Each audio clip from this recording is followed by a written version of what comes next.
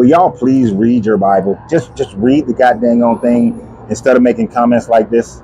Now, I can see how people can think this in their mind when they become confused, when they don't actually read their book. And it's sad that a person like me who does not believe in the Bible actually knows more about it and have greater understanding of it than people who claim that they read this book and they live their life by this book.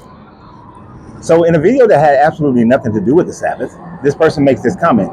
Now, previously I had made videos about the Sabbath and what day the Sabbath should be and how Constantine changed the Sabbath to be Sunday in order to fit the Roman lifestyle where people worship on Sundays. And this was changed during the era of Constantine.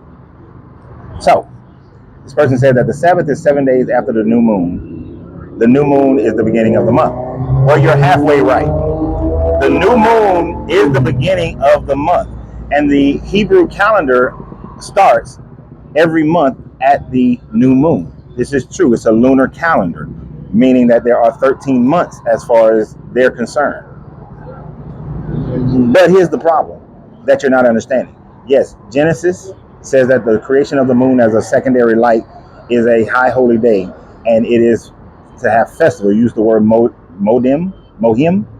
Modium, as to mean festival concerning that. In Exodus, talks about the same thing. Ezekiel talks about the same thing. Colossians talk about the same thing.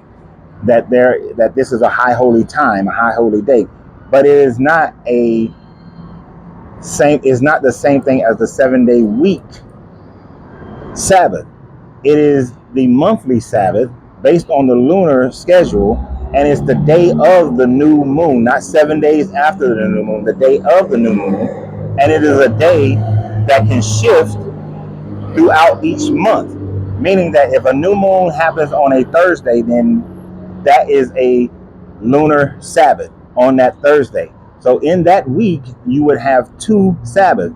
The Sabbath that was for the week, that is the weekly Sabbath, goes every week and is that 7th day of rest. And then in the month, the cycle of a month, you have that lunar Sabbath, which is the day after the day of the new moon, right? So you have a new moon that night. That next morning is that whole day. When the sun goes down at 6, or not 6, but when the sun goes down, then that begins the lunar Sabbath until the next day. So you can try to renegotiate this any kind of way that you desire to do so, but this is what your book says. This is not what I say. But you got to free yourself to be yourself, because greatness is non-negotiable.